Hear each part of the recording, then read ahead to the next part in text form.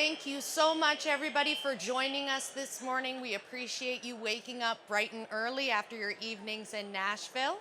My name is Kristen Urasic-Scott, and I have been honored to be your education chair for the last 5 years. As I step into chair of SEPC from the great Mike Roberts at the end of this tenure, I'm excited to turn over the education chairship over to Hillary Long of Fry Farms and Craig Fields of RPE. It's been an honor to serve you for the last 5 years, and thank you all for joining us.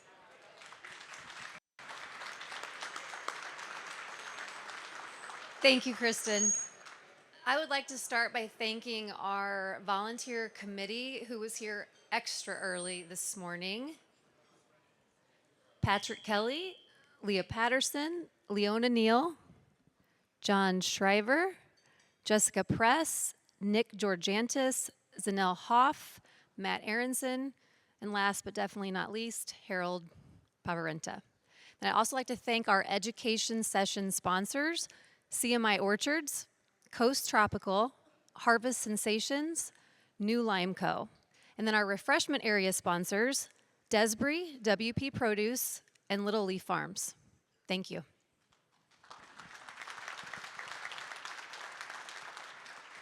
And good morning, everyone, again. They forgot to put my teleprompter up here. That's what I'm used to because that's what everyone does on TV now. But thank you again for coming. Just a quick housekeeping note. You can see on the big screen, there's a QR code. If you haven't done so yet, please download the app. The app will provide a lot of useful information for the show and things happening today and tomorrow. And there's also a Q&A session or a Q&A section in the app that you can submit questions that we'll try to get to at the end of the presentation today. So again, and we thank Kristen. As you see, there's 2 of us because they're huge shoes to fill, and we thank you, Kristen, for your leadership and guidance, and we're still going to lean on her pretty good because she's a rock star. So thank you, everyone, and we look forward to what we have this morning.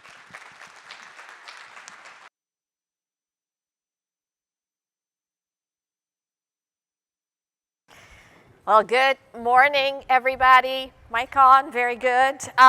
It's amazing to see so many of you here. I remember years ago we had like 26 people in the room. So as you pile in, I'm going to leave those codes up there for a little bit. If you're a retailer, wholesaler, exhibitor, you name it, try to spread out because we're going to have a very unique format. We tried it last year.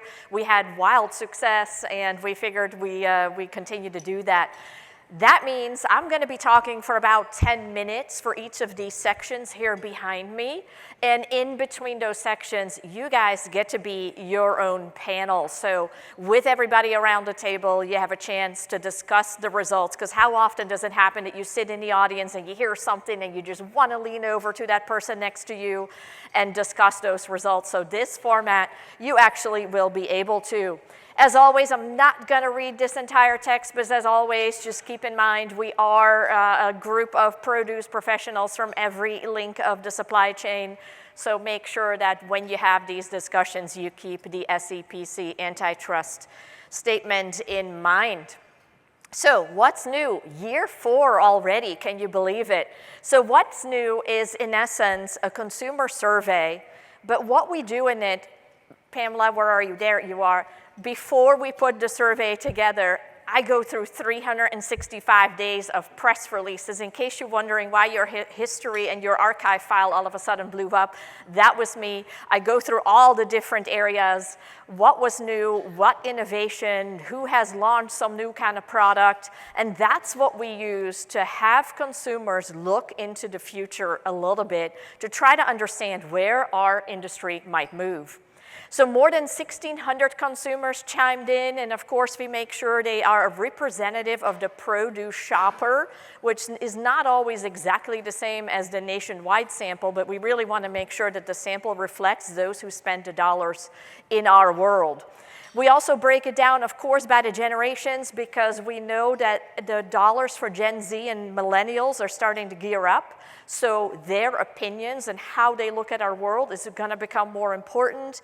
And at the same time, we also look at low, medium, and high consumption with those little apples in the bag. And that allows us to see, you know, that person with the 3 apples in their bag, the high frequency consumer, they are extremely important to their world. They also provide a blueprint for others to try and get their consumption and their purchases up as well. Now, there's been a couple of years over these last couple of years where it was a little bit of shared misery, right? We had units down, we had volumes down for several years in a row. Very happy to report that we see an increase in fresh produce consumption over this past year. As you can see, in 2022, we had 53% of people eating fresh produce 4 or more times a day. That is up to 61% today. It really highly relates to income, how often you go to the store, age, etc. But overall, the United States consumer is starting to engage a little bit more with produce. We're seeing this correspond into some really good sales numbers. What's happening in the entire store is that everybody had unit and volume pressure. They're all starting to level out, but the one that is sitting on top is the produce department. Over the past year, we have seen an increase in dollars, in units, and in volume, and as you can see, it is quite a big increase in volume at 2.6%. Floral, by the way, for those of you in retail and also responsible for floral, it is rocking quite good as well. We also see some increases in dollars and units there as well. If we split that out into our fruit versus vegetables, we see that fruit is really the one that is accelerating over the past year. You see a big increase there in volume of 3.5%. That takes us back to, if you think about pre-pandemic, we were happy with 0.5% growth, 1%, 2% growth. Seeing 3.5% pound growth is quite exciting, and that really allows us to build upon the momentum that we have now. So that's what really we are doing in this session, is looking at, for this, my clicker isn't working, guys. Can you take me to the next slide? There we go. Is to really understand what is driving that growth and where can we really amplify where consumers are sitting to continue the momentum that we have. So when we look at it, at the end of the day, whether you are a brand, you're a category, a commodity, you are a department or a store, you can grow sales in 3 different ways. You can get more people to buy. You can get them to spend a little bit off more. Maybe it's a larger pack or a more premium variety, or you can have them take more trips. They come to your store more often. Where the growth this year is coming from is really the number of trips that people are buying. So the number of times people are buying fresh produce. Why is that important? Well, it mirrors what is happening in the total store. We're seeing an increase in the total store trips for 3 reasons. 1, people are chasing sales promotions, so they're going to more stores and they're really wanting to capitalize on what is on sale. That's 1. 2, one of the major measures they are taking to save money is to reduce food waste. So they're buying less. That's where that pressure on units per trip comes in. And because they're buying less, they have to go to the store more often.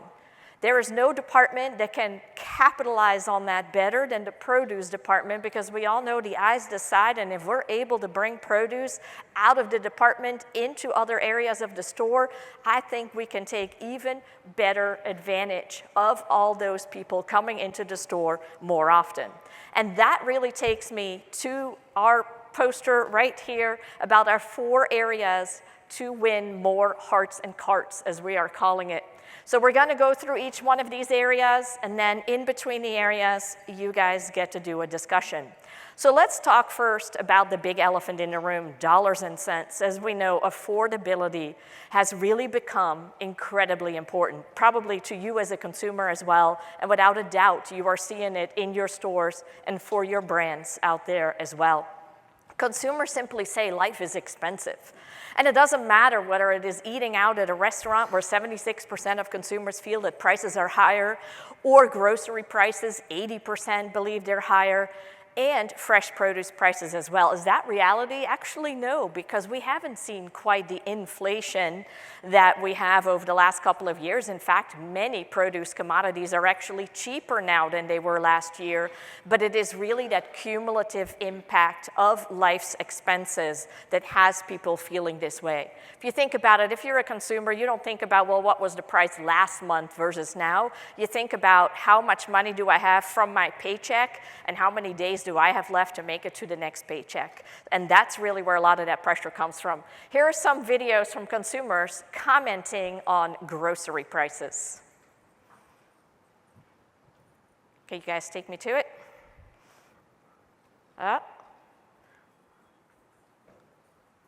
You able to play it? Well, I guess we'll have to do without. Is it not working for you?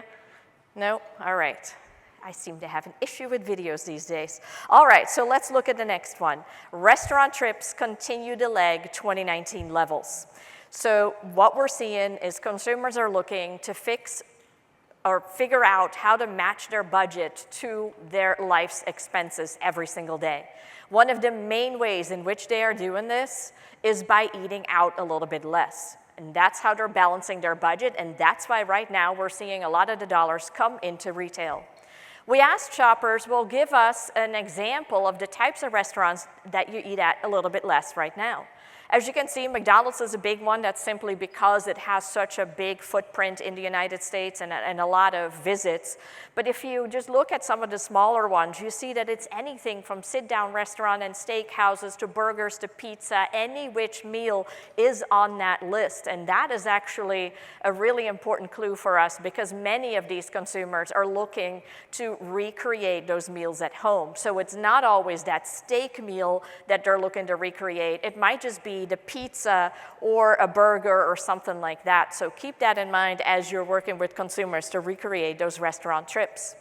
Over the last month, if you subscribe to Restaurant News, these are just headlines from the last month alone. And it really echoes all those different headlines or all the different examples that people were giving us, where you see anything from Mexican food to Italian to steakhouses to burgers and what have you. These are all headlines of restaurants that over the last couple of months have announced to either close or go bankrupt altogether.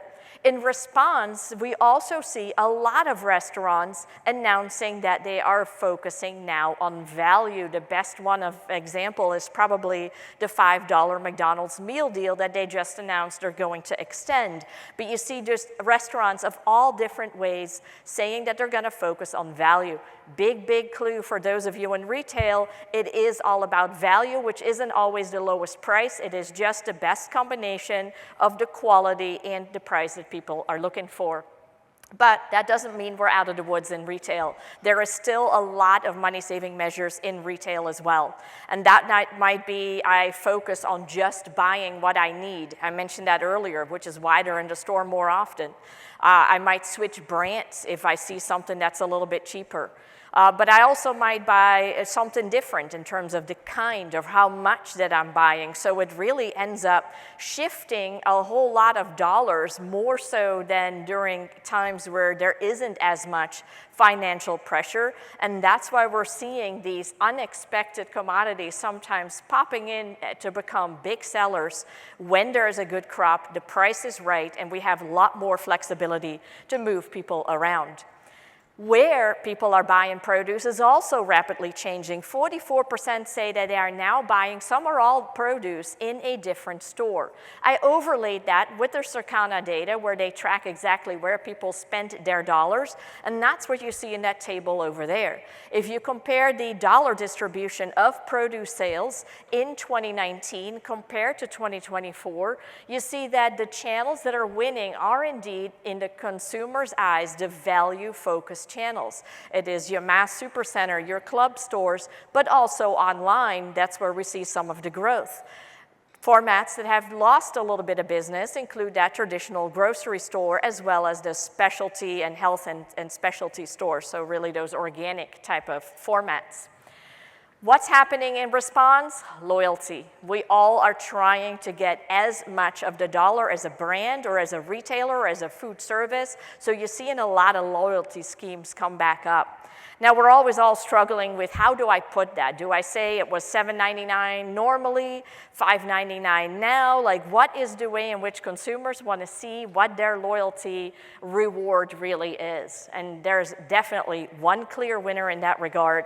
People just want to see the normal price and the new price, not necessarily that discount, certainly not a percentage or any no information at all. So keep that in mind.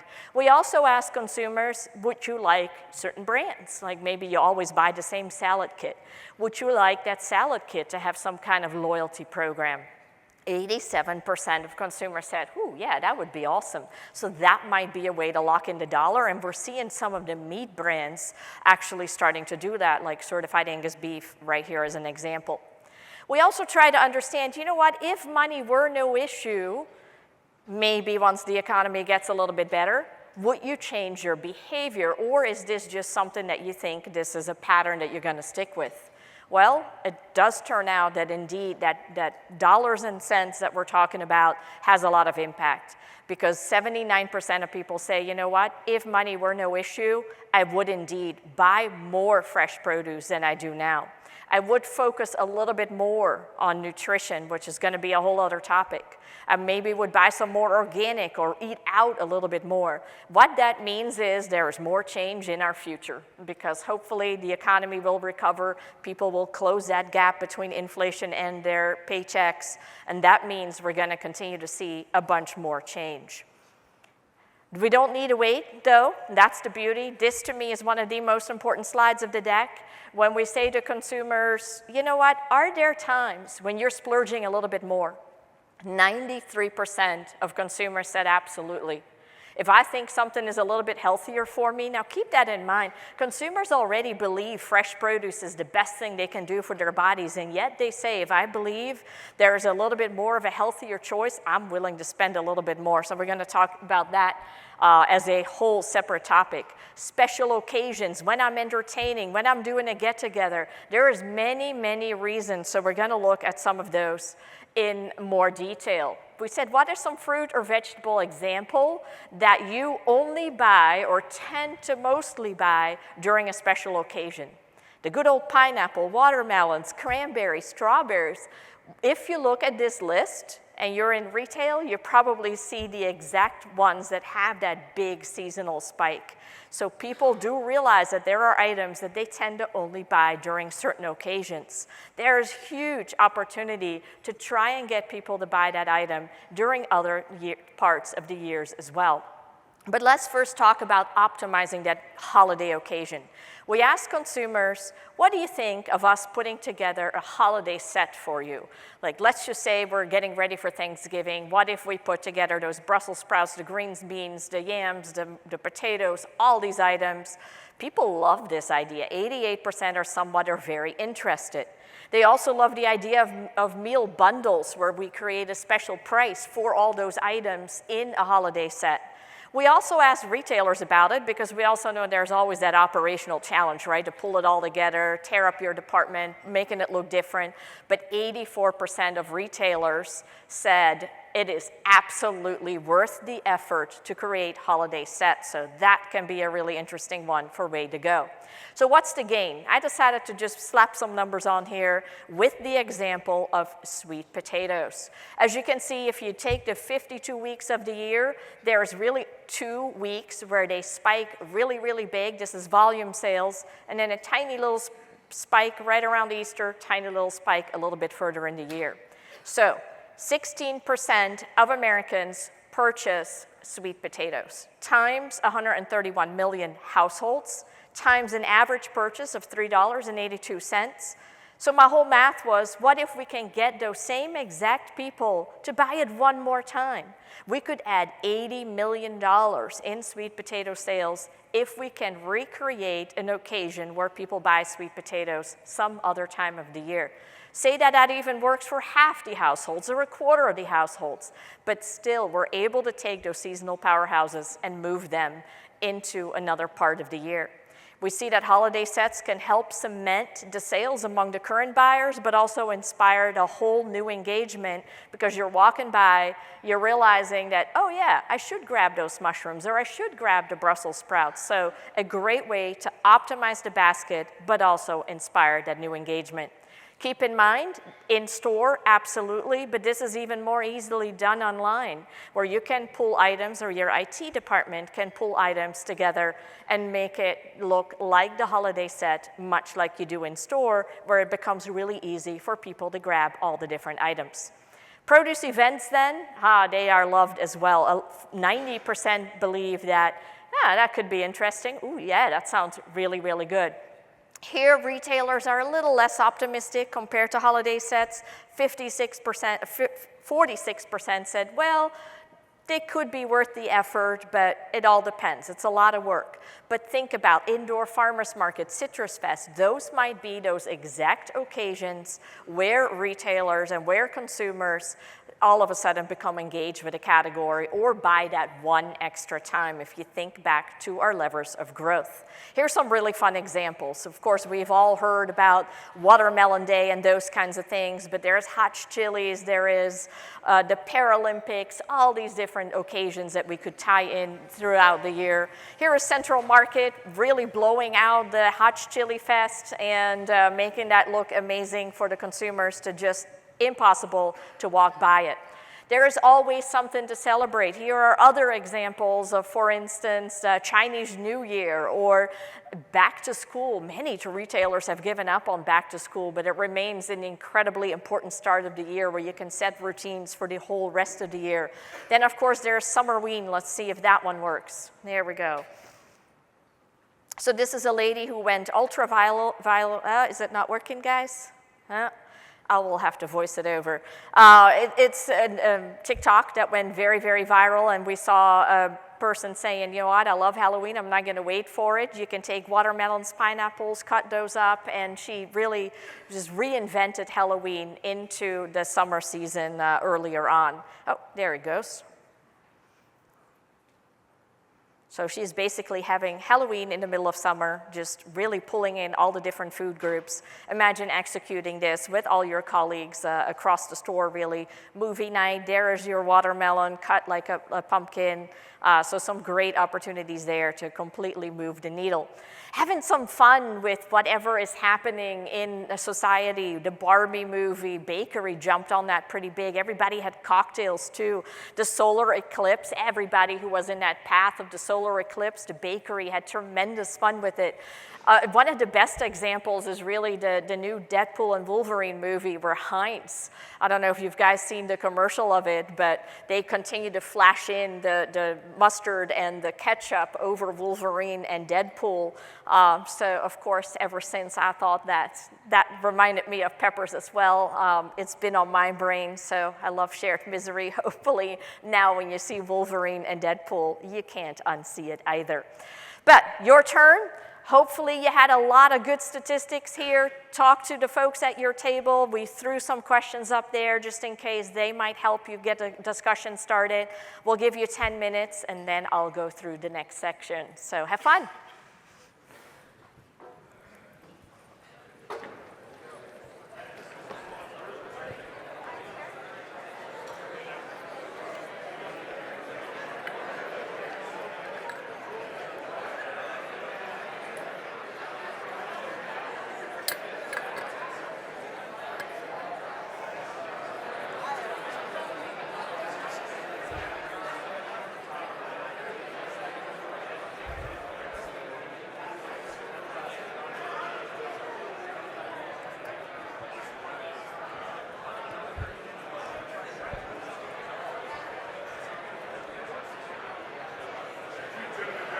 Huh? I did. So I apologize. In my rookie ass, I didn't give you an introduction. Oh, so that's fine. I'm an idiot, but No, I don't care about these things.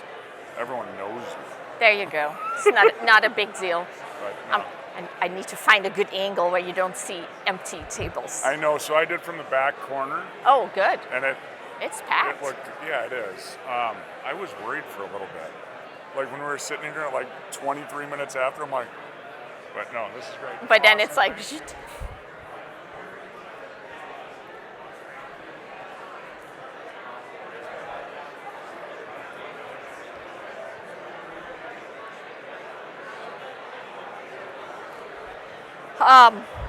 Should we like click out and click back in, or what do you think happened for the videos? There wasn't a video there, but I just looked through the backup deck here and there was nothing there. That is so bizarre. It's crazy. Because I clicked through all the other videos that were currently playing and they all helped. Yeah, because when I click through it on my computer, it's right there. But that's fine. I'm not worried. I'll just, whenever it doesn't play, I I'll. can take you off screen for a second. You want to click through the rest? Yeah, you know what? We have time. You want to do that? Yeah, go for it. I'm going to turn off on that.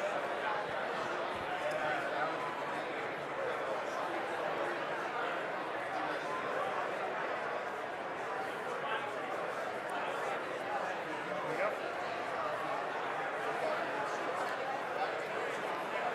Okay, so that one's moving.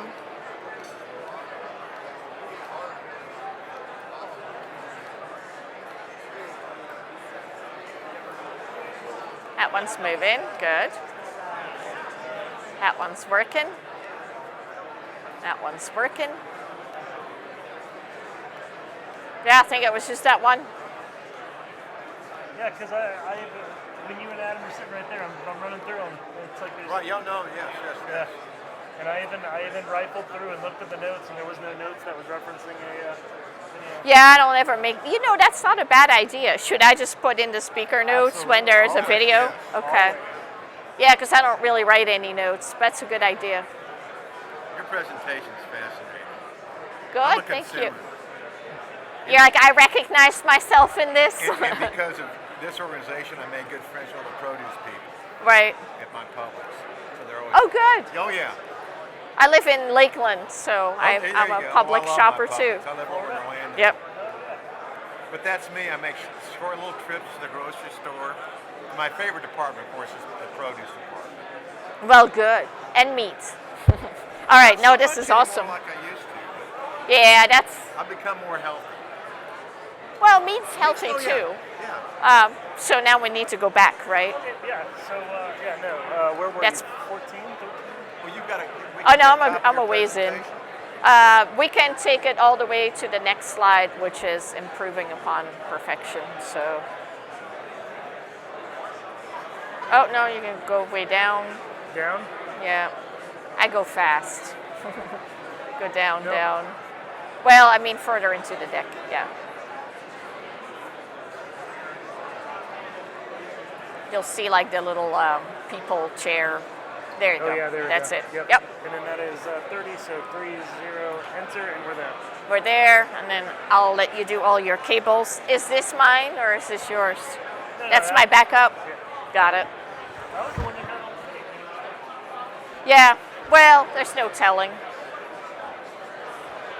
Should I aim in this direction, or where's the receiver? Is it? It's right here, but It's you here? should be able to click it from anywhere. Yeah. All right.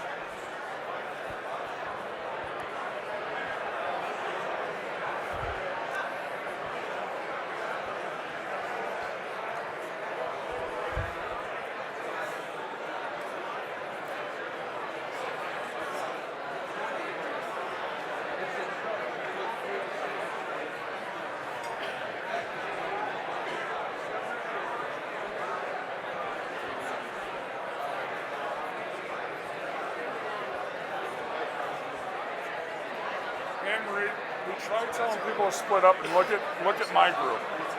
Terrible. Bad execution, people. I do. Go to the Q&A on the app and ask a question. See, you can join right there with the Euresic team. No. Ah, very good. Make a LinkedIn post. Don't encourage them. Make a LinkedIn post with Boss Man on stage. Here's the boss man. Oh, no, there you go. Underling. Fingerling.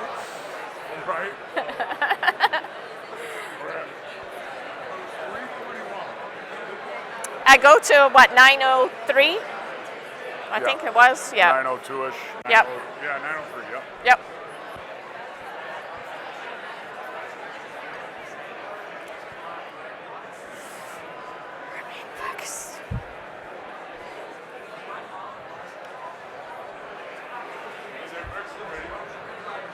What's that? Yeah. I don't know what it is. I always have issues with these guys. But at least the sound is working and the rest I'll work through. Yep. Yeah, thank you, that helps. Because sometimes I go to drink water or whatever and I'm like, oh crap, how long has it been? So, isn't this awesome? This is another great crowd. It is. I think. And we there's gotta do still people something- piling in. We got to do something like say, hey, you know what? If you go to the right tables, one hexagon of each color has a gift card underneath it, but you have to be corresponding, ready to go. Yeah, put numbers on them or something. something. Yeah, that'd be fun. But, I mean, the funny thing is you get certain people, like we were saying earlier, like Kent and Jeff Katie, always are separated from their teams and everything else. And you have certain groups that like to spread out. Yep. And then there's others that, like my guys, that just want to sit and play grab ass. Yeah, well, that's the thing. I mean, you can try. At the end of the day, they're going to do what they're going to do, and that's fine, because they got to be comfortable, too, you know? I even went up to some people and said, hey, guys, I really, really know. Guys, can you spread out? And they kind of looked at me like, no. Like last year when we were in Harris Teeter area, no, it was Food Lion. There were like 8 Food Lion people sitting around the table, and I said, look, this format is really so you can pick everybody else's brain. If you want to just do that with your team, that's fine, but we encourage you to spread out, and they did. But yeah. There's a lot of chatter, so this is good. Oh, that's what I love. It's like, No, this is good.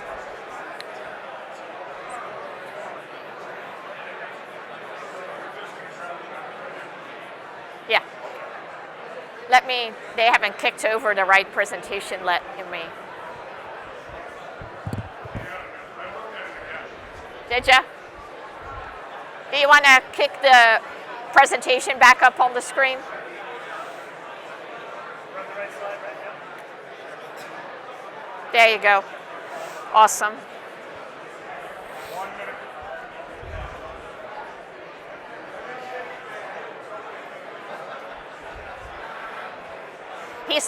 He's my official timekeeper. See, we have a new role for you, the timekeeper.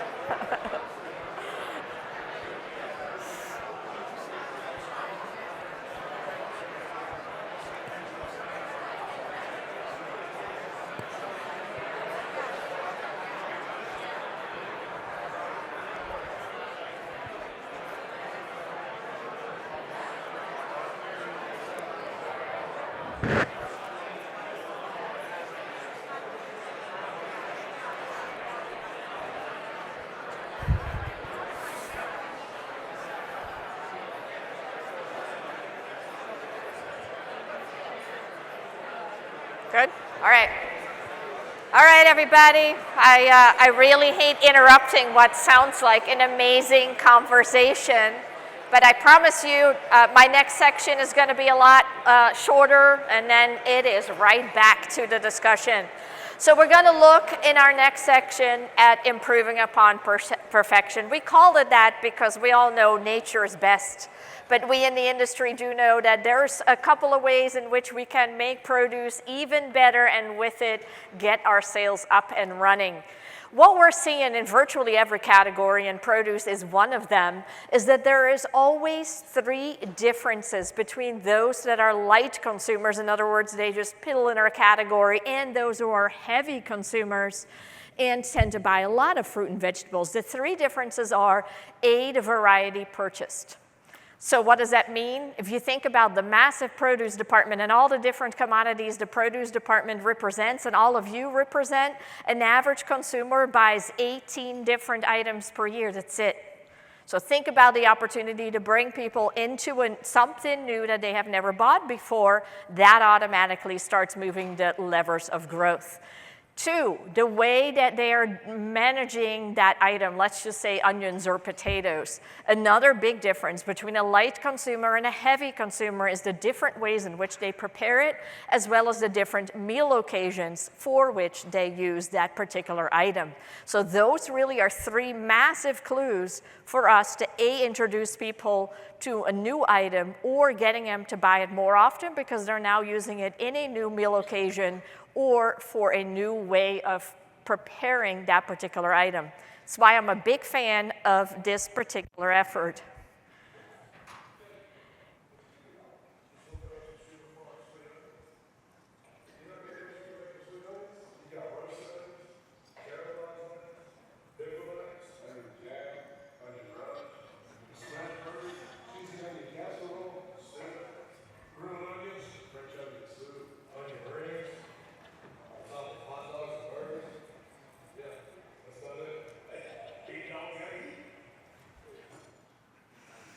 Really, really fun effort, but in a way, it really addresses that if you can figure out for somebody to now start adding onions to burgers or whatever it is that they didn't do before, you can get them to buy it more often because they turn from a medium into a heavy consumer.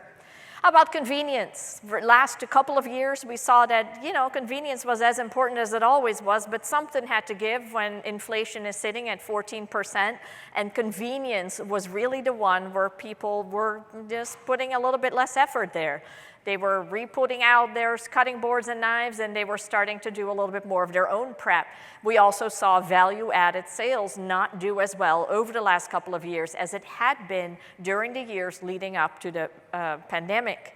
But what we're seeing now is that with people engaging with restaurants a little bit less often and life still being hectic, convenience is making a comeback. What would get them to buy value-added produce even more? Better prices. So price continues to be a big barrier. If it were to last longer, that is a really big clue. We often talk about prepared right here in the store, but really from a consumer perspective, the bigger thing is when was it prepared and how long is it going to last? Because a lot of them realize when something is cut, you just simply have less shelf life. So the when is really more important than the where. But we are seeing indeed this increased focus on convenience translating into growth yet again in pounds in value added. As you can see, over the last couple of years, those pounds had been down, the bar in red. This year, over the last 52 weeks, we finally see that value added, so that is anything that is pre-cut, diced, washed, you name it, in the produce department go back up, even though conventional does continue to outperform. So it is coming back. It is not quite where it had been. If we split that again into fruit and vegetables, what we're seeing is that it's really value-added fruit that is pulling that value-added dollar up. And that makes all the sense in the world. If you think back to that slide of what gets people to spend a little bit more, it's holidays, it's entertaining, it's doing something nice for myself. So where does value-added fruit sit? Often in that entertaining, in that holiday dollar, or I just need to buy myself a little sanity, a little time. So that's why we're seeing really good strength in value-added fruit. But then I was going through all my pictures that I tend to use throughout the presentation, and I stumbled upon all of these. All of these pictures are taken in the deli prepared department. And yet when you look at them, you're like, well, all of these could just as well sit in my produce department as well. It's anything from stuffed mushrooms ready to cook, to salads, to sides like asparagus, ready to cook kebabs, you name it. So what we're seeing is just like we talked about earlier. People are in store more often. Deli prepared is one of the reasons why. So us coming out of the produce department and starting to team up more with deli prepared is another massive area of growth where we can improve upon perfection. If we pull out all the different areas where vegetables and fruit tend to sit in the deli department, you see that virtually all of them have very robust unit sales. The only one that is down a little bit is salad bars. They have not quite come back everywhere. They're doing fantastically well in urban areas. They're not quite back in some of the other areas around the United States. But look at, for instance, fries or prepackaged salad. unit growth, actual packages, that is tremendous. So keep that in mind if you are a big mover of rotisserie chicken, what have you. Lunch and dinner, deli prepared, is coming back and coming back fast. But certainly also points of interruption. As I mentioned, people are in the store more often simply to either go to the deli department or capitalize on sales promotions. So right as they're walking into the store, let's make sure that our beauty in the produce department shines and people are able to already see, oh yeah, I can grab that, combine that with my rotisserie chicken, and off I go. The display in the middle is a cardboard display that's sitting at the checkout. So instead of buying your Mars bar or your chips, this particular retailer in Poland has a cardboard display with all the little snack tomatoes as an option for the checkout impulse purchase. We're seeing a lot of cross-merchandising happening, and it all works gangbusters if you look at those different items. Because at the end of the day, our life is as hectic as it always been.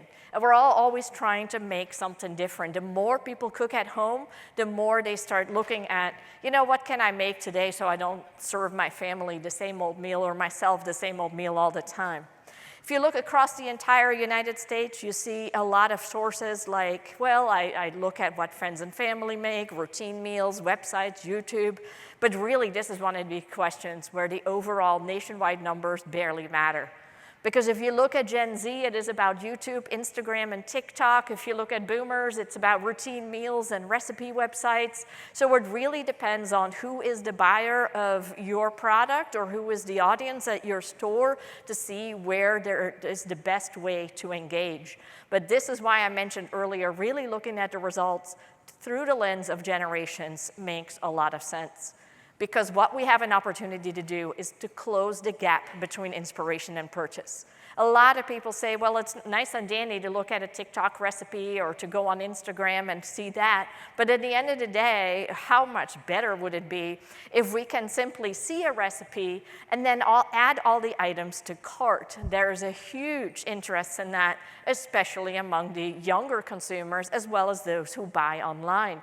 Here you see an example of the Mushroom Council where they have a lot of different recipes. You click on it, and then you click the retailer where you want to go, you put in your zip code, and you can just add all the items for the entire recipe to the cart. All the councils have resources like this, so keep that in mind as an easy way to not just inspire, but also get that purchase. TikTok.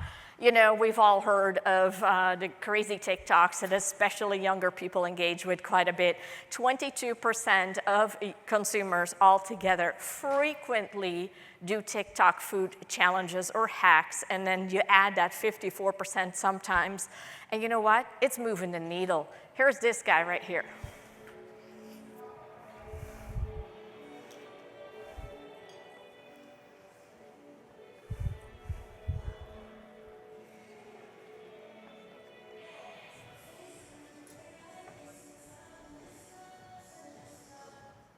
So this person takes grapes, puts them on a skewer, then melts Jolly Ranchers, rolls it. Some people just have too much time on their hands, that's all I know.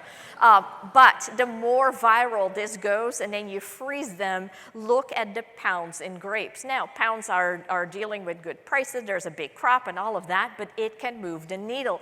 Here are some more examples. Cucumber guy, his name is Logan Moffat. There is 1.3 billion views of his various recipes. Apparently in Finland, you cannot find a cucumber to save your life. And if you look over the last couple of weeks, you indeed see 6.6% increase. Now, what we're seeing is that there's not every retailer and every grower shipper is going after that. A great opportunity. But I would also say, make sure that this is almost like an emergency plan, right? What if your brand goes viral? What are you going to do? Are you able to react to it really fast? Or how are you amplifying that? So think through that, because you can plan to go viral all you want. It just happens. And what are you going to do when that happens? One more really fun one in Spain, there's apparently a pineapple trend going. And this trend is that if you're single, you go to shop between 7 and 8 p.m. at night and you put a pineapple upside down in your cart, and that indicates that you are on the market. If you see somebody in the store that you like, you bump carts. So that's what that is.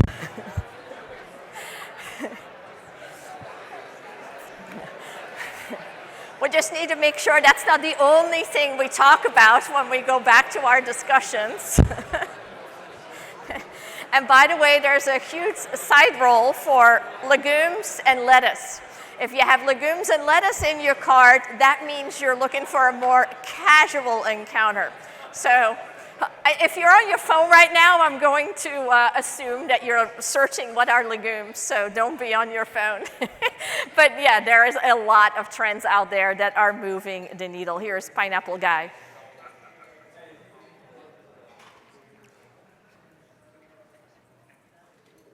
As you can tell, he just throws some random stuff together.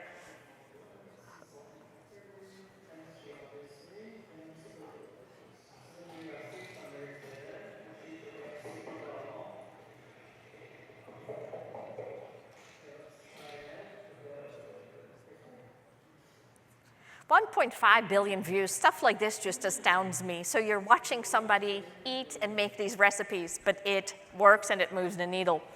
All right, so trial, it's really about trial. I think we've made that point a whole bunch of times now. How many times do people believe that they want to try new items that they've never bought before? They might be completely new to the market or just have fruit and veg they've never bought before. 13% says frequently, but if we look at those heavy consumers who buy fruit and veg or eat fruit and veg 5, 6, 7 days a week, you see that that number is much higher. So in other words, if we look at our blueprint for growth, we do see that innovation and having more than those 18 items in the basket is a big way to get people to be a better produce consumer. So then, of course, we had to test whether people, what they really mean with innovation. How far can we push this? And we said to our online sample, you know what, if you walk into the produce department, they're handing out free samples. Which one would you choose? Would it just be your regular seedless green or purple grapes? Would it be one of the newer varieties, maybe something sweeter like cotton candy? Or would you go for those frozen items? So think about that for yourself. Which one would you choose, right? So as you can see, all in all, it's only 10% that would go for that frozen grape. Now, if we look at it, Gen Z through boomers for each and every one of these, you see all of a sudden that younger shopper, 29% would choose that frozen grape. Are you going to have frozen grape in the produce department? Probably not, but this is just a really easy way to show that younger shoppers are willing to push it a little bit more. They're willing to try something a little bit more outside of the box. So we, in other words, have a bigger license to try to implement some of more far-pushing innovation, if you will. How can we lower trial barriers? Well, first of all, smaller quantities, sampling, limited time offers just to see how it goes, tweak and bring it back, and certainly a lot of information about what is this flavor profile going to look like, what is the texture going to be. All of that helps somebody to try something they haven't tried before. Product descriptions, if you think about it, mankind is really wired to look for safe choices. Think about your own behavior if you're on Amazon or anything else. If it's a routine purchase, sure, you stick it in the cart, but if you're buying something that you haven't bought before, how many of you actually go to those recommendations or those the little stars where you can see the comments and just read through a couple of them? It is who we are as humans. We try to make choices that make sure that a week from now we don't regret them. So a lot of people trust the produce department. Just make it a customer favorite, or this is our recommendations. Those are great ways to get people to buy something new. Trial, of course, is a big one, but we also know it's hard to do. It is hard to put those samples out there more than anything, to keep refreshing them and make sure that they continue to look good and people are actually trying them. Here is Tesco in the United States. They actually have a kiosk to do sampling. So it rolls through different items. In this particular case, it was an orange. You click the screen, it spits out much like the old Coke cans used to, and people can try the different items. And as you can see there are stickers on the floor, et cetera, to drive engagement. So we're seeing technology come into sampling a whole lot more. So how about innovation? How about actually improving upon nature's best? 45% of consumers said, yeah, I'm kind of interested in one or more of these ways to try new things. More than anything, it goes back to health and well-being.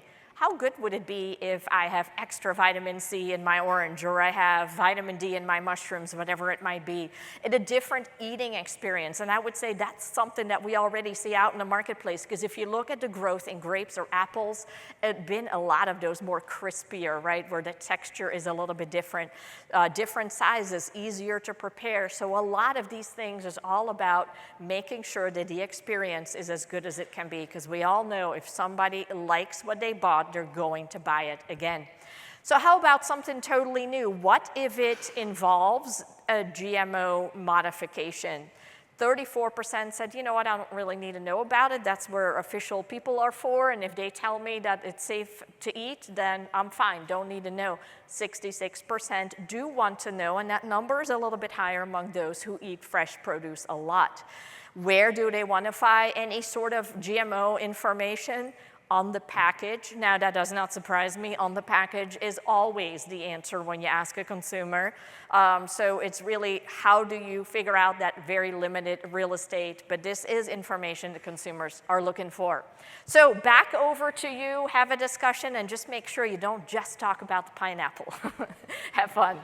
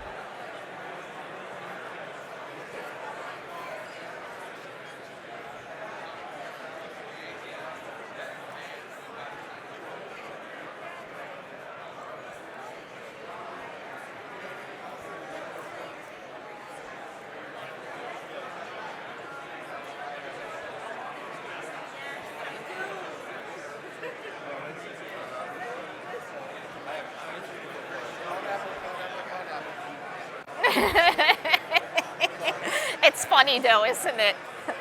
Well, if you ever go on a cruise ship and you see a pineapple upside down on the door, they're swingers. Aha. Just FYI. Well, you know, I am now deadly afraid to buy pineapples. I make sure I put it upright. Yep, just making sure.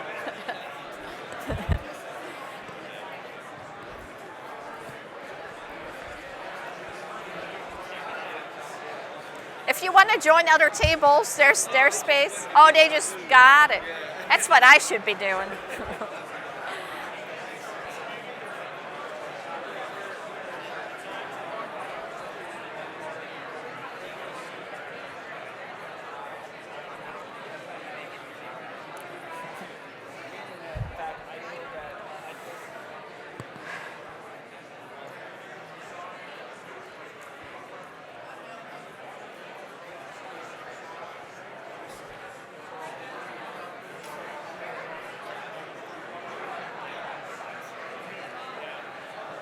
Are you doing timekeeping duties? Yes, ma'am. Aha, very good. Hillary is too. We got you covered. Huh? I would say maybe cut this discussion to 8. Well, my first 2 blocks are long. My second will be 7-8 minutes, so we should be fine. So I thought you were going to have a problem bringing everyone back after the pineapple comment. Oh, that was so good though. Yep. Yeah, it's like it's not time yet, folks. But yeah, let's hit this one at 9. But no, we should be fine because my next 2 blocks are much shorter. Well, I don't believe I've met I either haven't one met of you. you. I'm Johnny I'm White. Craig. Nice to meet you. I haven't met you. Nice to meet you. So I'm Craig from RPD. So.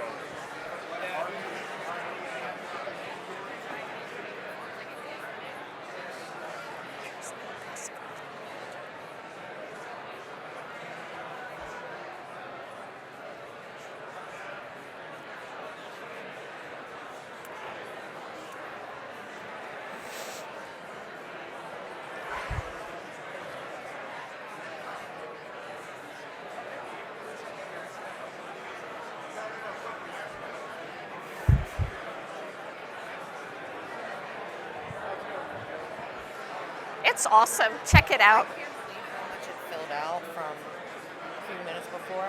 Oh yeah. And Well, I think a lot of people were out by the food maybe because all of a sudden it was like, zzzz. I got a couple photos to use that are tables talking, but have like the stuff in the background. Oh yeah, that's perfect. And I did a few sideways, and then I did a video where I walked through, and just you hear the zzz. But yeah, I mean it's literally mostly. I mean the front never fills up, so I'm not surprised by that. That's why I But- took it from the back, because when I took one from the front earlier, all you see at the foreground is the empty Yeah. tables. but No, from if the you back, stand don't. actually right here, it looks really good. And people are actually talking. That's what I love about it. But yeah, no, my 3 and 4 are really short, so we That's should how- make up a lot of time. And that's what I figured. If we had to cut those ones like to 8 minutes each, then it's nobody's It's gonna fine. tell the difference. Exactly. Yep. Pineapple, I don't know that I've been in a session with that type of word and chatter that is so repetitive. Yeah. Yep. Well, and I also think it's hilarious because I think a lot of people are also laughing because there's the, you know what, On also cruise. upside down. On cruise lines, right? Yeah. Yeah. They're swingers. Yeah. Yes. Yeah. The good old pineapple. It has so many. Yeah, and you know what? I like weeks ago. I actually meant to like buy a watermelon and prepare it, and then it kind of just went out my head. Yeah, I could have helped with that. Well, yeah, I just like I have these things in my head because like how fun would it be if we do have a watermelon like that and a cucumber, whatever. Exactly. Sampling of the. But honestly, what I do think, you know how IDDBA has the cake decorating challenge, etc. I think there could actually be an SEPC best holiday set challenge because the retailers love it so much, the grower shipper love it so much, and the consumer love it so much.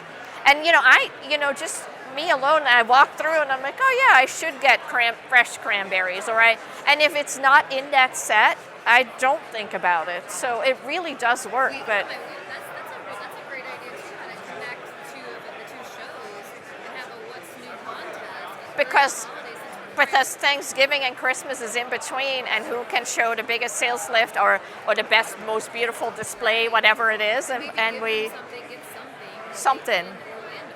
Yep. They're recognized in Orlando. Yep, exactly. We had, so our table spent the whole time talking after about, like, I love the sweet potato example because it gave such a good talking point. Yep. We talked about, like, let's talk about that in practicality. What could you do? And somebody was like, sweet, what about Valentine's Day? Sweet potato for your sweetie. Exactly. And I was like, what if we, you think about grilling, that's one of the times that it's not peaking. A lot of people are buying frozen sweet potatoes, throwing them in their air fryer. I said, give Yep. them a recipe to do it fresh. Right. In their air fryer, and Yep. set with burgers and stuff. Yep.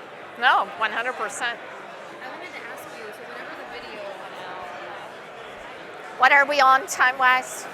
What's that? I was just coming to get you. Right. 1 minute because you said 9 minutes. You wanted Okay, so about 1 minute. 1 minute. Okay, got it. Video, it's typically just move on. But I was talking to them about making sure the rest were good, and that's what they told me. I said, yeah, the rest were good. Yeah, I went over there and like take me off screen, let me go through and Yeah. did they test? So they tested them all before and they worked, but then just that one. Is it the Wi-Fi? Nope, it No. just, literally, it just, I can't, there's no rhyme or reason. there never is. This shit happens. Is the It does. And you either let it rattle you or you just move on. It's all embedded. It just it either works or it doesn't. Like challenges, clicker challenges, and so that's what I walked up and I said, like, hey, did you prefer the alternate? She can walk them so that they know what they need to do. And she's great about vocalizing, like, hey, my clicker's not working, and so they brought her the alternate clicker. Right. So, yeah. All right, I'm gonna head that way. Okay.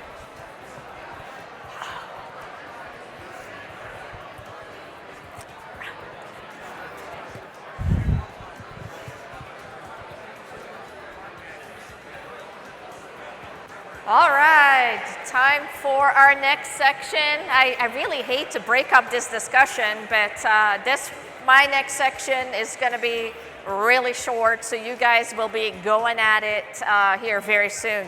So we talked about improving upon nature's best, but certainly when we already ran through some of the survey numbers, you saw that health and well-being is a reason to buy produce, but it's also a reason to spend a little bit more. It's also a reason to buy something that you had not planned on buying. So health and well-being is just an enormous opportunity for us all. A lot of consumers say, you know, it's super easy to get to our 5 a day, especially those heavy consumers.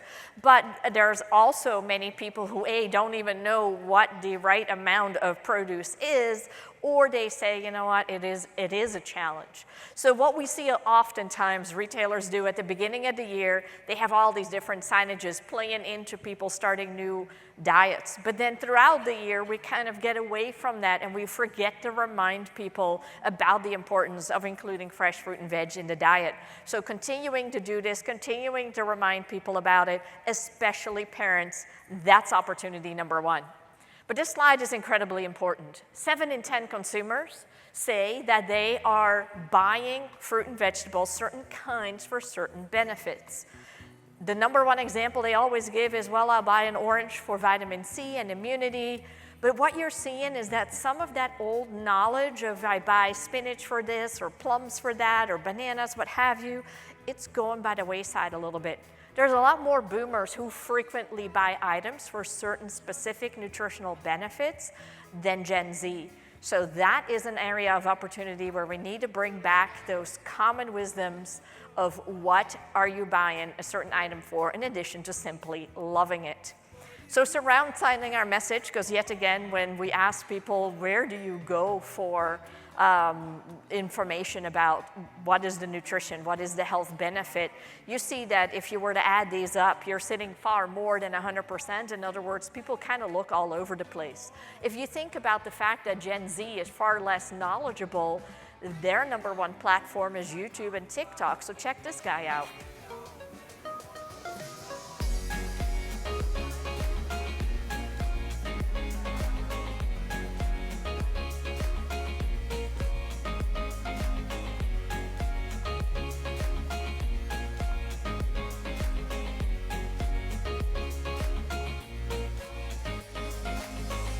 We won't go through the whole thing, but as you can see, really educating younger shoppers about some of those benefits is a wonderful way on the platform that they engage with to bring back some of that common knowledge, whether that's citrus fruit or any one of the other ones. Certainly, knowledge I build up over time is the biggest driver for those heavy consumers.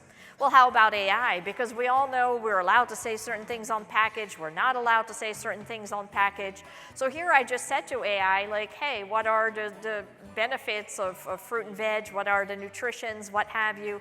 And boom, it starts to spit out every single type of commodity that we have with the specific benefits. So this is super easily done. So if we're not able to put something on package or there's just too much going on already, just simply educating people on where to go, what to search, those are simply way of doing it as well. AI is making inroads all over the place. People are starting to ask questions like, hey, meal plan me for my family of 4, or give me some recipes, ideas, nutrition information. As you can see, 1/3 of Americans is engaging with AI in that sense. And that is incredible if you think about the fact that ChatGPT has been around for about 1.5 years. So in a year and a half, it's made inroads like this. Of course, there's more than ChatGPT. There's many different ways in which we can leverage it. And if you look at Gen Z, our future consumer, they are even more engaged with AI. So let's make sure, A, that AI finds the actual information. The AI is not in our kitchens, it's not in our shopping basket, it learns from what is available online. So the more information is available about your commodity or your type of meal recipes that includes your product, that is really important because that's what AI is going to find. I'll give you a quick example. I did this for the meat conference and I said meal plan me for 2 days. And it gave me chicken and salmon. I did 3 days and it gave me chicken, salmon, and turkey. It took 7 days to get to beef. Why? Everything about salmon online is it's healthy, you need to eat seafood twice a week, omega-3s, what have you. Beef, on the other hand, is always the poster child of everything we're supposed to avoid, even though ground beef is the biggest seller in the meat department. So again, it doesn't look at our sales numbers, it looks at what's available online. But then, if you think about some of the other items that are available that really go after our fresh produce dollars, they are really, really good at coming up with all these labels, if you will, the general wellness, the energy, the gut and digestive health, cardiovascular, stress relief, beautiful hair, you name it. 96% of consumers have one or more interest in these areas. If you look at this through the lens of the boomer, it's really about that general wellness piece, what fruit and veg has always done really well in. If you look at some of the younger shoppers, it's all sorts of things, from inflammation to energy to sleep support. And where are the fresh veggies and fruits playing into this? Very little. But all those items on the side are very much playing into that. With general wellness as a top goal, we have a huge opportunity to say, what is one serving size, right? If I eat an apple, is that one serving size or 2 serving sizes, etc.? So just simply the basics is already a really good thing to do. If I went to Tesco in the United Kingdom, a can of basically SpaghettiOs says this is one of my 5 a day. Why? Because there's tomato sauce in there. Probably has 5 days worth of sodium, but they're calling out 1 of 5 a day because of tomatoes. So let's figure out how we can talk about that.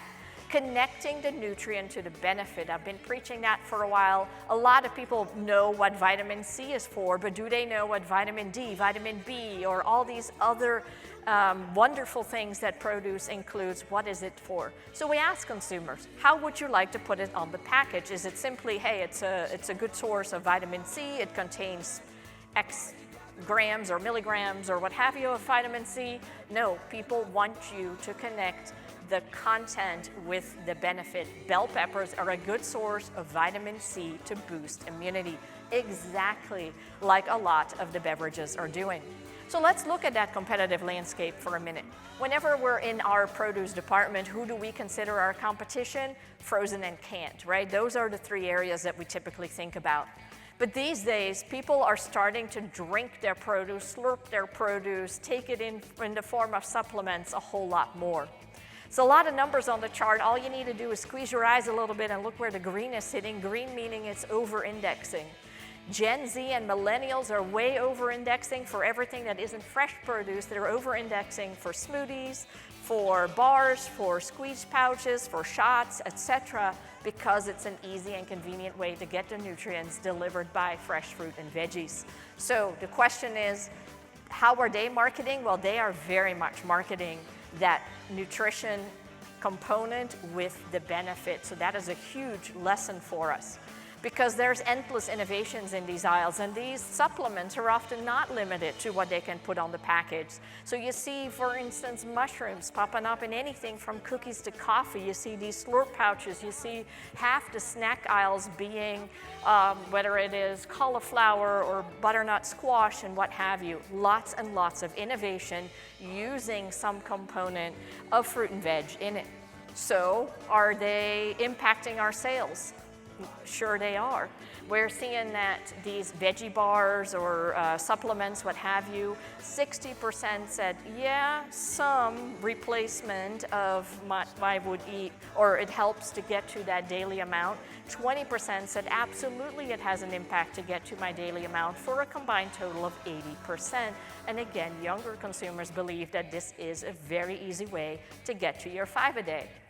Now, does it replace what you eat in fresh fruit and veg? Yes, that too. 51% say sometimes they replace my fresh fruit and veg. Another 21% say they typically do. And again, especially those younger consumers love to drink or just eat a bar and what have you. So what can we do? How can we get in on that game? A lot of retailers are answering with things like fresh smoothies, using the items that maybe are a little bit too ripe into different lemonades, smoothies, kombucha, what have you, the yogurt parfait bar. So what are ways in which we can answer in a very similar way? So I promised this one was going to be short. Back over to you, and I'll be back up here in 10 minutes.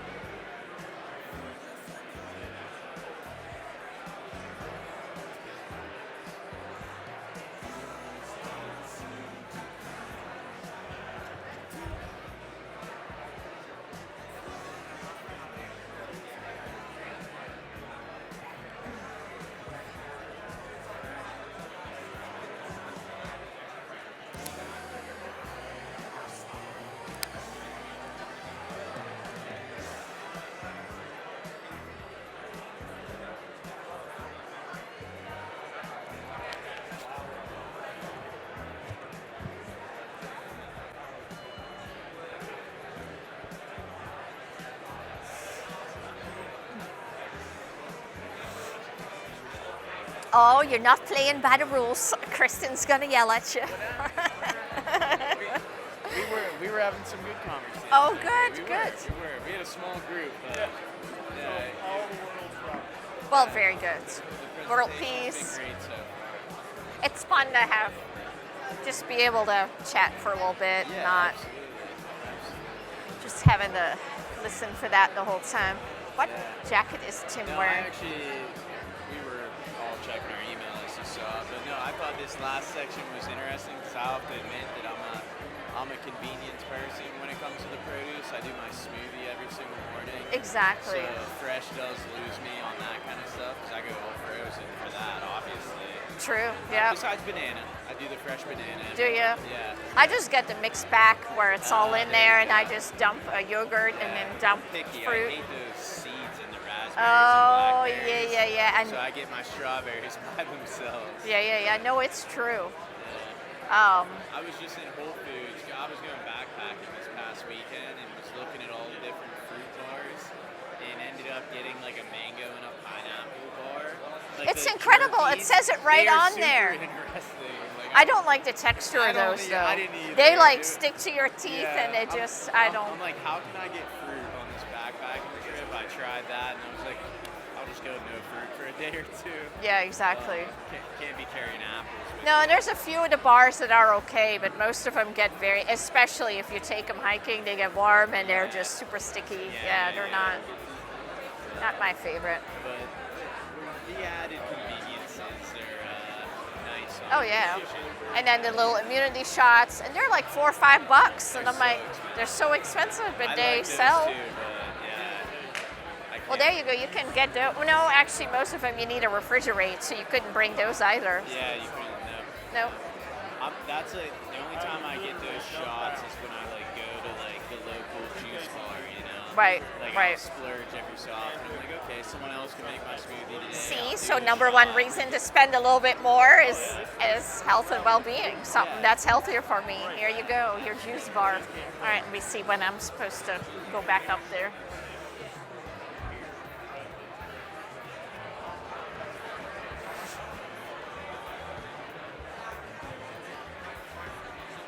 My next one is probably 6-7 minutes. It's That's short. what I figured 14. We'll do 7 and 7. And then do you know if Anna gave you the moderator access on the app? Nope, I don't have it. Okay, I do. Okay. I think there's Has anybody put anything in or? Jump handle. Of course. So I can ask Anna. I'll just text her and say, can she give you the moderator access? on the Well, app? but I don't think did they even say you can put them in? Do people even know? I think they did in the beginning. I can't remember. So maybe we just let them talk, pull it back and say, we're going to be rolling out, and maybe I just do that That's and what I forget. was saying, like, hey, I'll respond if you put any questions in the app. I'll respond on there. There's probably But yeah, and then in the meantime, I'll just say the deck is available, which they didn't.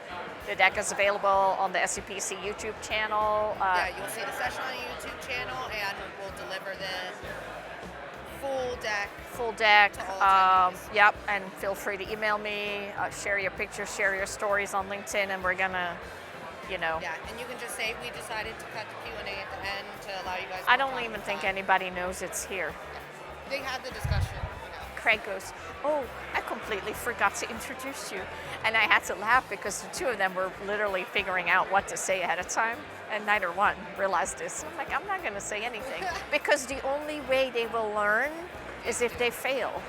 So I was like, you know what? You guys do your thing, and should I go? Okay.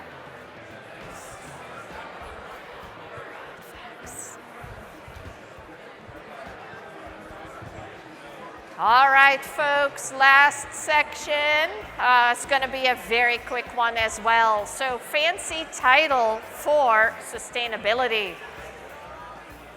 Here we go. So, sustainability, it's been moving more and more for the last couple of years because it's really driven by that younger consumer.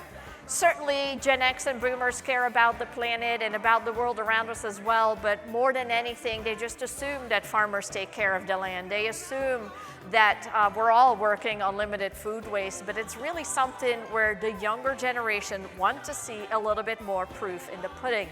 So certainly we've seen the definition and the reasons for sustainable efforts widen over time. If you go 10, 15, probably 20 years back, a lot of retailers were motivated by that low-hanging fruit, things that they could change in their operation, in their sourcing, in the store that were really bottom line savings. Over time, a new layer came to that, and it was really the right thing to do as well. As an industry, we always are looking to leave the world a little bit better than we found it. But what has happened over the last couple of years is with those younger generations coming in, their total part of spending, we're seeing that a lot of retailers and a lot of food service companies are looking to answer that shopper need, that shopper want for a more sustainable supply chain there as well. But there's also a lot of development within that consumer. They were initially mostly about package waste, all about the garbage belt and bringing that one down, right? Food waste and especially package waste.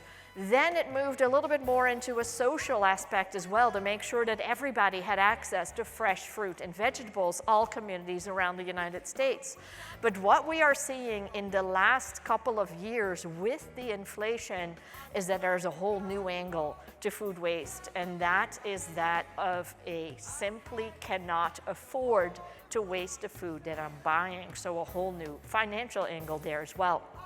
So sustainability has developed into better for me, better for the planet, better for the community to really prevent food waste, package waste, and everything else. What you're seeing, especially in Europe, is that a lot of retailers end up standing for the entire definition of sustainability. And whether you're outside the store, in the store, you see these big signs relative to taking care of the planet, lofty goals of reducing package and food waste.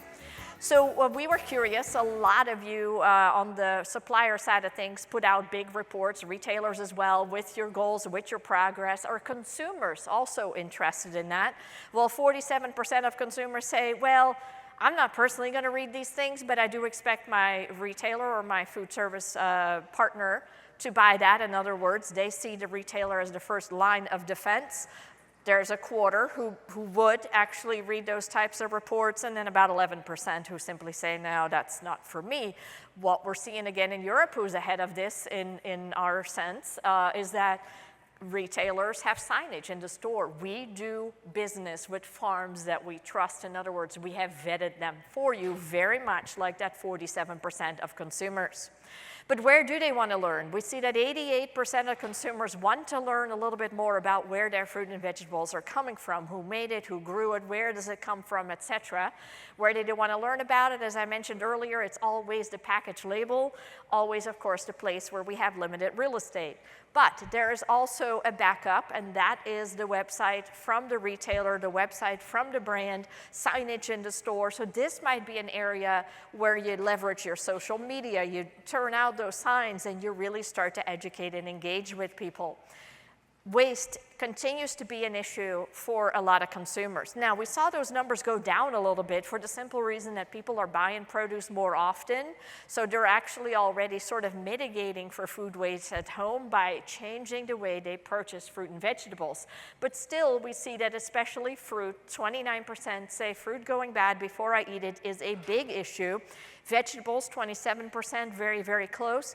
But there's also a lot of smaller households who say, you know what, it's an issue that I have to buy packaged produce in a size that is too big for my 1 or 2 person household. So there are still a lot of very just actual problems out there that we can help solve. I mentioned earlier, there is that economic and financial impact as well. There's a lot of people who want to have tips. You know, tell me what's in season if that helps for it to taste really good, but also have a little bit of a cheaper buy and maybe have it last a little bit longer. What are some tips to reduce food waste? And you know, you see a lot of retailers these days have signage in the store that talks about 24 hours from field to store or ultimate freshness, and really focusing on the produce that is in the store is as fresh as it can be so it lasts longer in your home.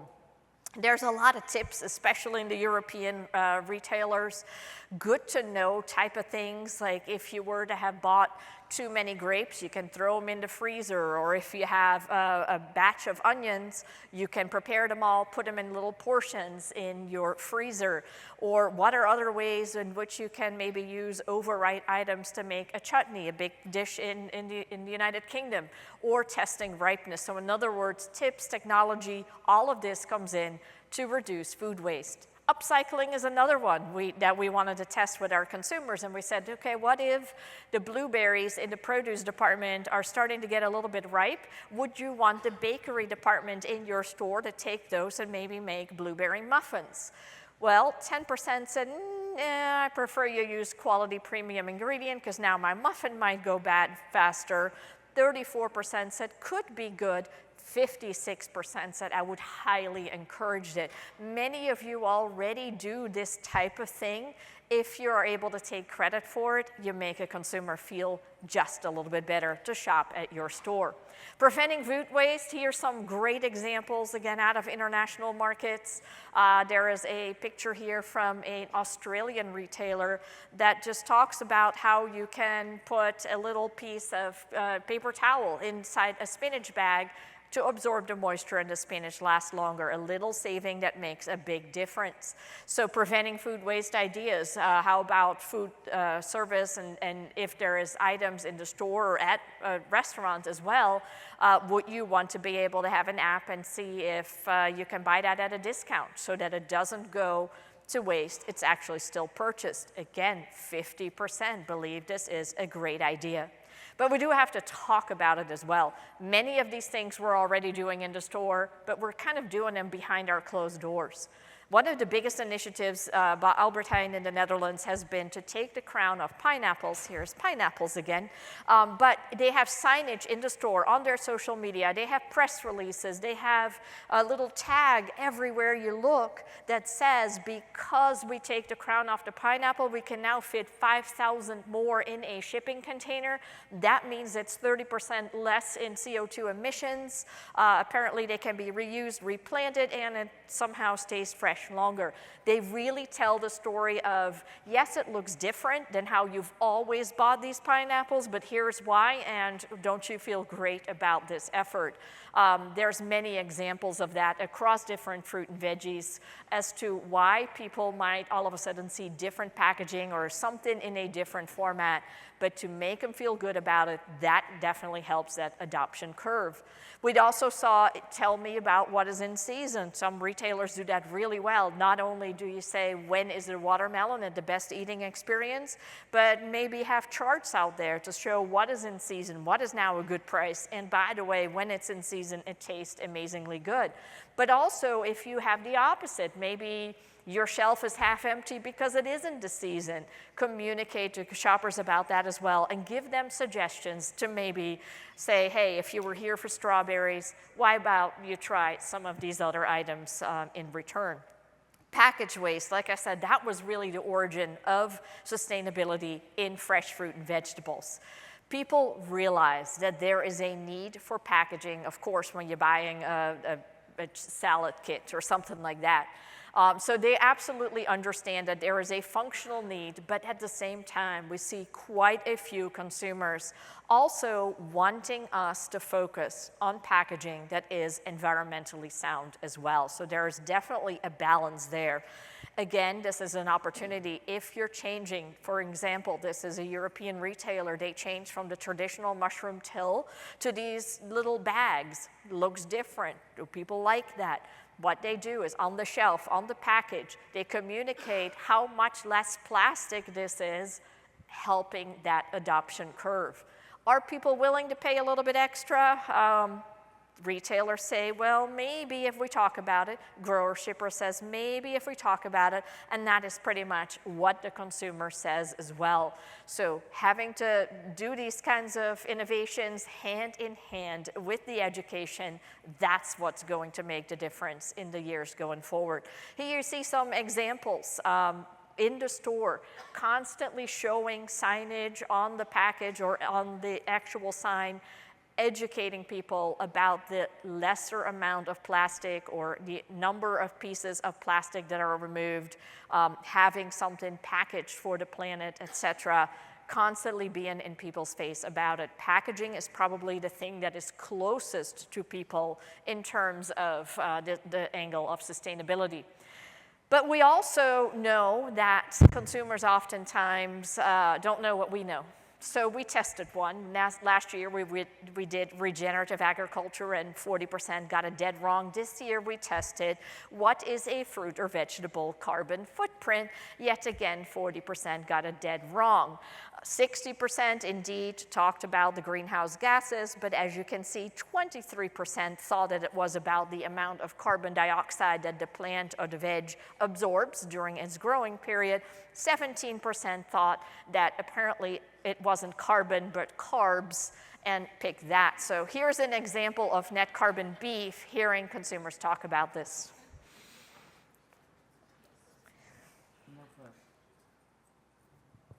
Very low environmental impact during the growth process of the meat.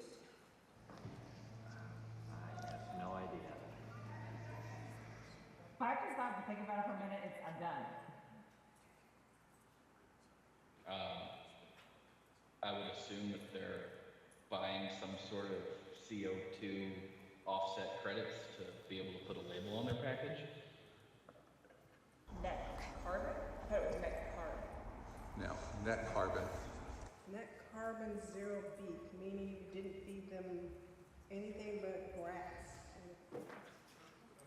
So this is beef, but you can easily imagine answers like this for any one of our products. Something that was supposed to be beautiful, net carbon beef, and it just ate grass. No, it's not carbon, it's carb. So in other words, we've got to communicate in a way where we're taking our industry jargon and actually using this consumer language. So your turn for now. This is the last 10 minutes. I'll hop back up when we have a few minutes left. So have fun with sustainability.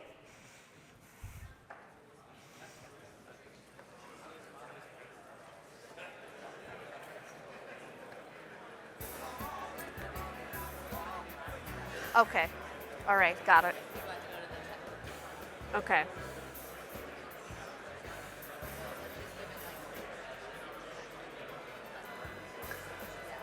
Yeah, we'll just give it a couple minutes. Okay. Got it.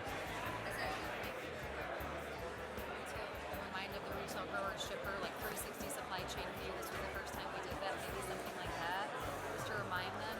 I would just talk about where they can download the deck, which I want to say is here. So, yeah.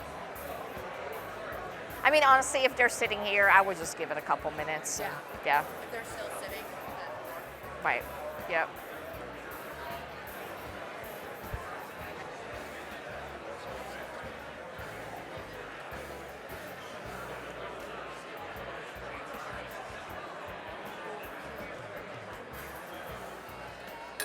I could do it too if you need me to. Do you want me to just wrap it up?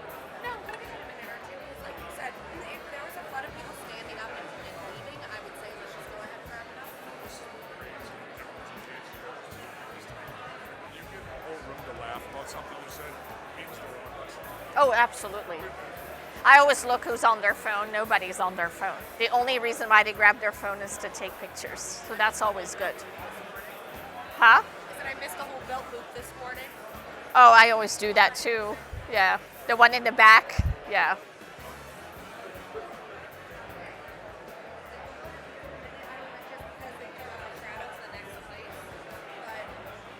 But realistically, that will only help at the lunch lounge out a little bit. Or is it like grab stuff and sit down, or what are you doing? It's tables. Okay.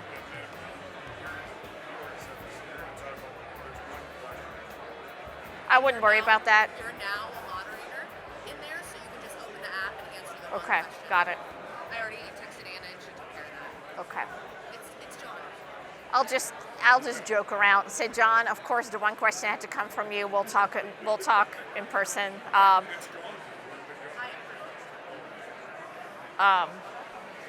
it has to be approved. To go live. Only we see it. And then in a few minutes I'll just say, you can download the whole deck or email me, or the whole YouTube thing will be available if you want to share it with colleagues. And then I texted them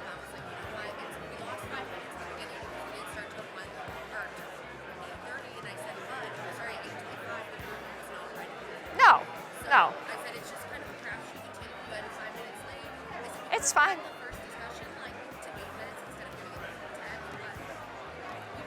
I mean, oh, absolutely.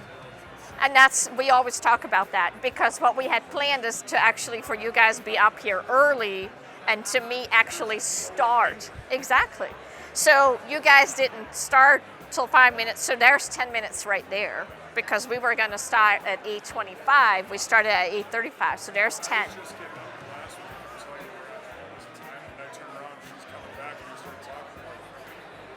You're like, I have been replaced. Flexibility is a must. It is. Just taking a look, what I should have done for you guys is print out the overall schedule, and I typically look at it and be like, oh, okay, we're a minute or two off, we're good. No, we're fine. I didn't realize we started. So basically, we lost 10 on the front, and I should have just sped through that a little bit. But honestly, nobody is leaving, and yeah, but you know, it's fine. Just yeah.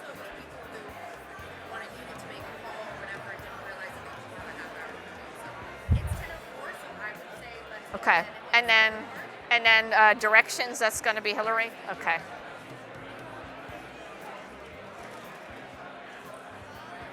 All right, all. All right, all. It's incredible. There we go. Now it's working. It's incredibly how fast 10 minutes goes by, but that was our last 10 minutes. I just wanted to remind everybody that the full deck with even more slides is available to all of you. The presentation too, there's a camera right there, so if you're like, this was amazing, I want to show my colleagues back home, it will be available on the SEPC YouTube channel. We will be sure to share the whole PowerPoint with me. If you want to get a hold of it faster, feel free to email me, share your thoughts, let's all interact. What we're going to do actually over the next 6 months is take some of these snippets and put them out on LinkedIn to continue to share. Hopefully, as a community, we can all jump on that. It was my pleasure as always, and it's amazing to hear all of you guys just enjoy talking about all the findings. So thank you so much, and Hillary is going to give us a couple more.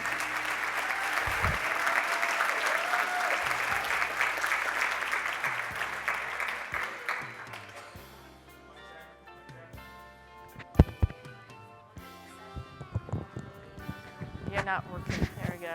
Here, you want mine? Testing. There we go. Thank you, Anne-Marie. Thank you all for being here bright and early. This was a wonderful session. We hope you enjoyed the 360 supply chain view to include retailers and grower shippers and food service partners. It's 10 after 10. For those of you going to the Southern Roots Ladies Luncheon, that will be in the Magnolia Ballroom. For the men going to the Good Seeds Luncheon, that is in the Cumberland Room.